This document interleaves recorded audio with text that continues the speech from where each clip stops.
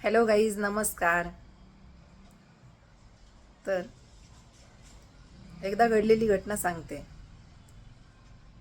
अनेक दिवस झाले पोरीचं लग्न होऊन, पण बापाने पाहिलंही नाही की पोरगी राहते कशी सासरी. का तर विश्वास होता लोकांवर बापाचा. एक दिवस काम निघालं म्हणून बाप त्या भागामध्ये गेला. बापाने पोरगा चांगल्या कंपनीत इंजिनियर आहे म्हणून पोरीचं लग्न लावून दिलं. पण तो टेम्परवरी काम करत होता.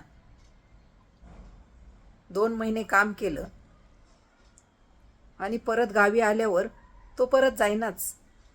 आणि सगळ्या लोकांनी तिच्या वडिलांना खोटं नाटं सांगून फसवलं.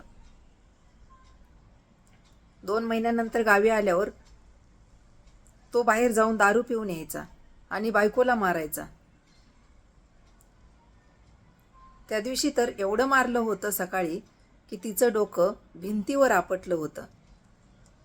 बाप त्या गावात गेल्यानंतर कोणीतरी तिला सांगितलं की तुझे वडील आले आहेत. त्यावेळेस तिचे केस विस्कटलेले, डोळे सुजलेले. मग ती बाथरूममध्ये गेली, डोळ्यावर पाणी मारलं आणि केस आवरले. पाण्याचा ग्लास घेऊन बापासमोर गेली. बापाने विचारलं, कशा आहेस बाळा? कधी येतेस माहेरी? चल येते का आज माझ्याबरोबर? त्यावेळेस तिला एवढं मारलं होतं पण काय एका शब्दाने सांगितलं नाही. ती म्हणाली, पप्पा मला येऊन कसं जमेल? इथं कोण कामं करणार? हे जातात ऑफिसला, सासरे जातात, सासूची तब्येत बरी नसते, तर मला येऊन नाही जमणार. बघा ना, पोरीची जात किती निर्लज्ज असते ना. कितीही मारू द्या नवऱ्याने, शिव्या देऊ द्या, पण घर सोडायचं नाव घेत नाही. एक वेळेस आत्महत्या करण्याचा प्रयत्न करील, पण घर सोडणार नाही. काय त्या घरामध्ये जीव अडकलेला असतो काय माहिती ना, त्या भांड्यामध्ये. पण जो नवरा 2 शब्द कधी प्रेमाने बोलत नाही, त्या माणसामध्ये तिचा जीव अडकलेला असतो. मग ती बापाला चहा देते, पाणी देते आणि विचारते, पप्पा तुम्ही जेवणार का?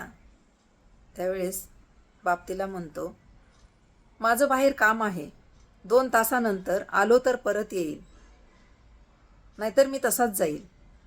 असं म्हणून बाप तिचा निरोप घेतो आणि आलेल्या वाटेने परत जातो. बाप गेलेला पाहून हा येतो आणि पाठीत लाथा बुक्क्या मारायला सुरुवात करतो. दार लावून घेतो, बाहेर कोणाला आवाज जाऊ नये म्हणून. बाप गावाच्या बाहेर गेल्यानंतर शेजारचा माणूस दिसला म्हणून बापाने गाडी थांबवली आणि रामराम घातला. शेजारचा माणूस गाडीजवळ आला आणि म्हणाला, पाहुणं तुम्हाला राग येईल कारण आम्ही भावकी आहोत. तुम्हाला राग आला तरी चालेल, पण तुमची पोरगी तुम्हाला फार जडी झाली होती का हो? तिकडे एखाद्या विहिरीत ढकलून द्यायची होती ना, इथं कसाबाच्या दारात गाय बांधण्यापेक्षा. बाप म्हणाला, मी काय समजलो नाही.